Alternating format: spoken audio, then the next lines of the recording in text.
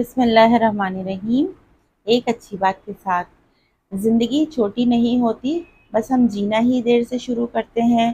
جب تک راستے سمجھ میں آتے ہیں تب تک لوٹنے کا وقت ہو جاتا ہے۔ زندگی ایک سفر ہے، اللہ سے اللہ تک کا۔ آپ کے ساتھ جہیز کی جو ٹاپکس ہیں وہ شیئر کر رہے ہیں، اور اب ہم آپ کو ایک تھوڑا سا ایک خلاصہ آپ کو بتائیں گے جہیز کی تباہ کاریاں۔ گیس کی تباہ کاریوں میں دیکھیں آج کل بڑا ناک میں دم کر رکھا ہے ان چیزوں نے۔ حریصاً فرمائشوں کا ایک ایسا چکر چل رہا ہے کہ جب کوئی بھی مذہب اور کوئی بھی قانون جائز اور معقول قرار نہیں دے سکتا، صرف نکاح سے پہلے، نکاح کے وقت ہی نہیں بلکہ نکاح کے بعد بھی شیطانی مطالبات جو ہیں ان کا ایک چکر شروع ہو جاتا ہے، اور وہ چکر ایسا چلتا ہے کہ بس وہ پھر جب تک ہزاروں عورتیں اسی جہیز کی منحوس دیوتا کی بھینٹ چڑھتی رہتی ہیں۔ پھر معاشرے میں خوفناک آگ میں جل رہا ہے، پورے معاشرے کو اپنی لپیٹ میں لیا ہے۔ ہم سوچ سکتے ہیں کہ ایسے معاشرے میں غریب لڑکیاں کیا کر سکتی ہیں، سوائے اس کے کہ اپنی گردن میں پھندا ڈال لیں، خودکشی کر لیں، زہر کھا لیں یا ٹرین کے نیچے آ کے مر جائیں۔ تو دیکھیں عورت کی حق تلفی آج کا یہ غلط رواج پڑا ہے۔ بڑا عجیب سا رواج ہے کہ لوگ ایک طرف تو بیوی کا مہر بھی ادا نہیں کرتے، اور ان سے ان کا شرعی حق ہے وہ تو ادا نہیں کرتے، اور دوسری طرف الٹا ان سے غیر شرعی مطالبہ یعنی جہیز کی رقم کا مطالبہ کرتے ہیں۔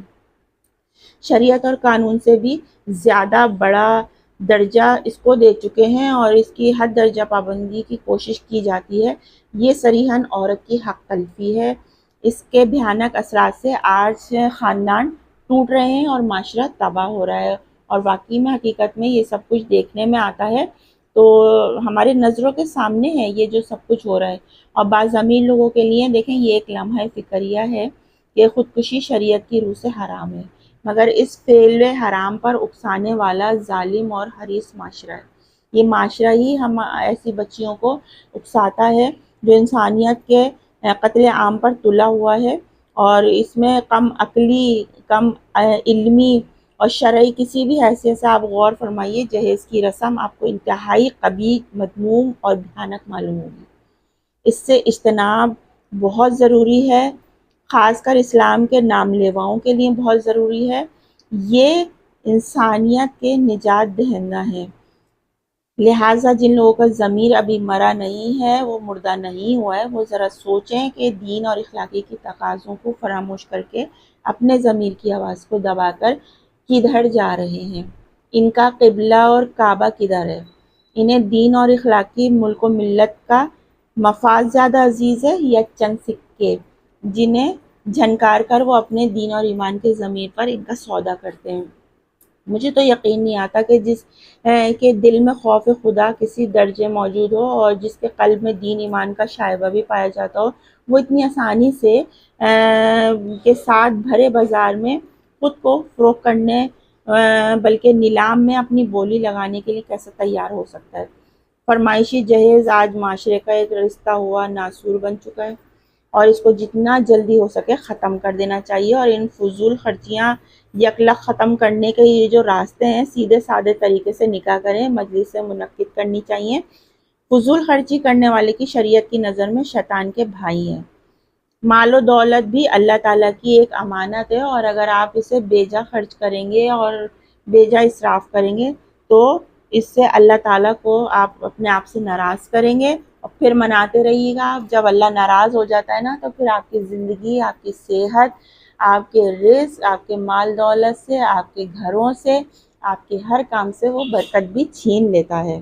آج مالداروں کے نام پر نمود و نمائشی مظاہروں کا غریبوں نے جینا ایسا دوبر کیا ہوا ہے کہ وہ بیچارے بس کیا ہی کریں، اور لہٰذا فضول خرچی اور نمائش کی چیزوں پر پابندی لگانا بہت ضروری ہے۔ اس کے لیے بہت اسٹرکٹلی ہماری گورنمنٹ کو بھی، لوگوں کو بھی، سب کو ایسے قانون بنانے چاہیے کہ ان چیزوں پہ کوئی بھی آواز ایسی جہیز کے نام پہ نہ نکالے کہ یہ ایک لعنت ہے۔